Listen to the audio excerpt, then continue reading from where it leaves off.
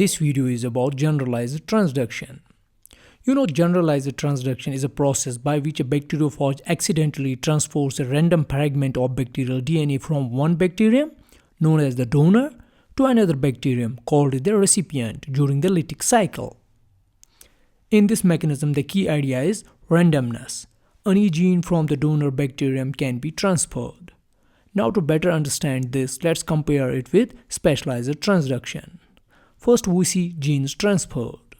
In generalized transduction, we see that any random gene from the donor bacterium can be transferred, whereas in specialized transduction, only specific genes are transferred, those that are located near the phage integration site in the bacterial chromosome. In generalized transduction, the process involves lytic phages.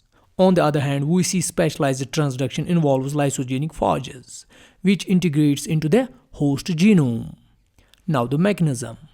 In generalized transduction, the mechanism is random packaging error, where bacterial DNA is mistakenly packed into the phage. Whereas in specialized transduction, the mechanism is imprecise excision of the prophage, which carries nearby bacterial genes along with it. Now, let's see the whole mechanism in detailed manner. Here in this diagram, we have a bacterium. It contains a circular genome, which is the bacterial chromosome. Now here comes a bacteriophage such as T4 or P1 phage. It lands on the bacterial surface and attaches using tail fibers, which specifically recognize and bind to receptors present on the bacterial cell wall. The phage injects its own genetic material into the bacterial cell as shown in the animation. After entry, we see in case of phages like P1, it has got linear DNA as shown in the diagram. So we have to first make it circular DNA. So by using the host machinery, the phage takes control of it and makes circular DNA. The circular DNA then becomes the template for further processes. Now this phage DNA shown here in the blue hijacks the host cell machinery. Using the host enzyme RNA polymerase, transcription begins, leading to production of early phage proteins. Among these proteins are nucleases, which play a very important role here.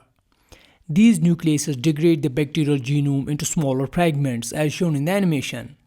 This step is crucial because it creates the pool of bacterial DNA fragments that may later be mistakenly packaged.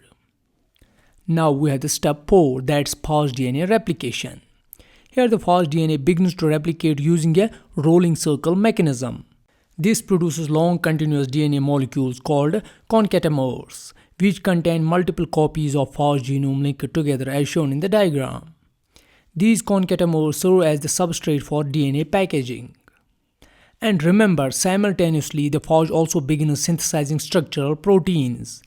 These include head, that's capsid proteins, tail proteins and portal proteins. These proteins then self-assemble to form empty phage heads, also called proheads. Then we have step 5, that's DNA packaging and the error. Packaging starts at a specific site, the pack site, as shown in the diagram. The terminase enzyme complex recognizes the site and begins to pump DNA into the phage head using ATP. This follows the headful mechanism, while slightly more than one genome length is packed. But here comes the key event. Because bacterial DNA has already been degraded into fragments of similar size, sometimes a host DNA fragment is mistakenly packaged instead of phage DNA. This is the packaging error that creates a transducing particle. Then we have step 6, cell lysis and release. Finally, the host cell is destroyed. Phage-encoded proteins like halin, endolysin and sponins break down the bacterial cell wall and membrane. As a result, the cell lyses, releasing both normal phages and transducing phages into the environment. And these released particles or phages are now ready to infect new bacterial cells. Now let's move on to step 7, that's infection of recipient and homologues recombination. First is the transducing phage, the phage which has got the bacterial DNA, attaches to a new recipient bacterium and injects the DNA it carries. But remember, this DNA is not phage DNA, it's actually the fragment of donor bacterial DNA. Once inside the cytoplasm, this donor DNA is free and cannot replicate on its own. So for it to be maintained, it must integrate into the recipient's chromosome. This is why RAC-A-mediated homologous recombination comes into play. The RAC-A protein facilitates strand invasion, where the incoming donor DNA aligns with homologous region on the recipient chromosome. This leads to formation of holiday junction. Then enzymes like RUV-ABC resolve the junction through a double crossover event, resulting in the stable integration of donor DNA into the recipient genome.